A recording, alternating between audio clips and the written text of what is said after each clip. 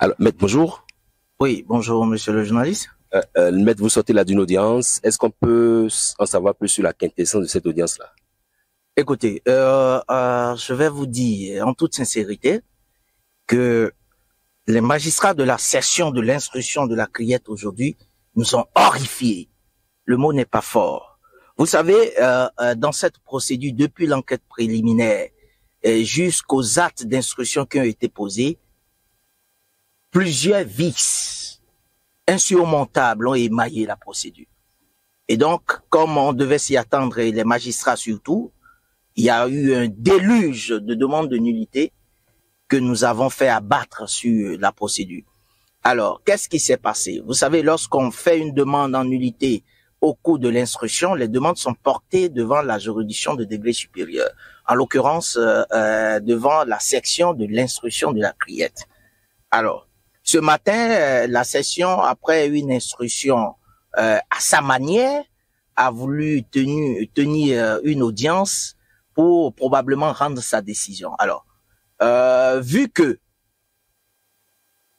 les droits de la défense n'ont pas été respectés, nous avons fait observer que d'abord, en l'état actuel, la Cour ne peut pas rendre sa décision pour plusieurs raisons, dont par exemple la mise à disposition de la défense d'un dossier qui ne ressemblait en rien au dossier qui avait été connu par les magistrats instructeurs. C'est-à-dire que la loi oblige les juges, lorsqu'il y a une voie de recours qui est exercée, à transmettre le dossier en entier.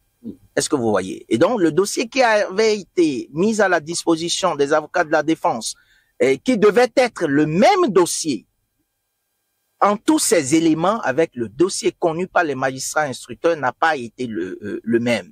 Et donc, nous avons fait observer que ce que nous avons vu, comme on dit, sur la table des juges, c'est-à-dire des magistrats de la section de l'instruction, et ce qui a été mis à la disposition des avocats pour consultation ainsi que la loi les y oblige, n'était pas le même.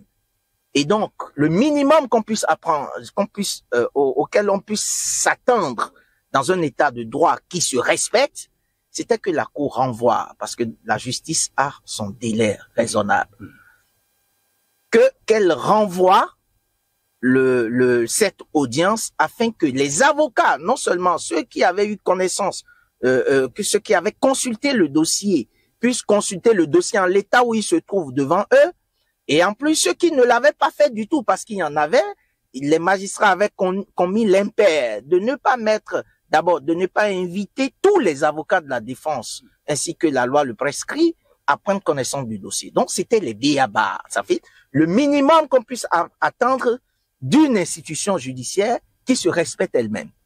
Mais il y a eu plusieurs suspensions et à la fin, nous avons compris que cette préoccupation fondamentale de la défense et même des droits de la défense et du droit lui-même n'était pas la préoccupation des magistrats. Et donc,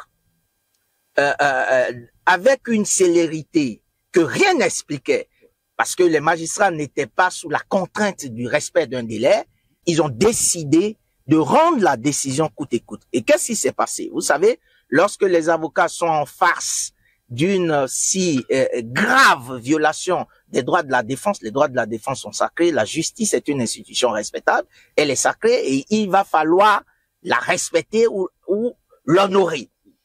Et lorsque nous sommes retrouvés devant cette situation, il y a eu une exception d'inconstitutionnalité qui a été soulevée.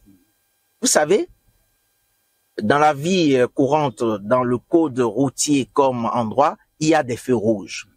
Lorsqu'une exception d'inconstitutionnalité est soulevée, il est prescrit par la loi, et précisément par le code de procédure pénale, que le juge doit s'asseoir sur le siège et renvoyer le dossier à la Cour constitutionnelle pour que la Cour constitutionnelle puisse faire ce qu'il appartiendra.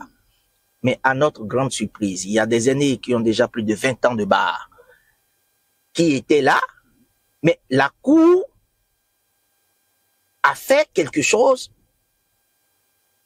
qu'on n'a jamais vu. C'est-à-dire qu'elle a outrepassé l'exception d'inconstitutionnalité par un ADD, elle a dit qu'il n'y a pas lieu à renvoyer devant la Cour constitutionnelle et elle a rendu la décision. Évidemment, comme je vous l'avais dit, cette procédure, depuis l'interpellation des mises en cause à ce jour, est émaillée de vices qui, à tout point de vue, ne puissent pas permettre à la procédure de conduire les mises en cause à un jugement. C'est-à-dire que lorsque, comme le dit l'enseigne la sagesse africaine, à tinde badopo, c'est-à-dire que lorsque la racine pourrit, la plante doit mourir.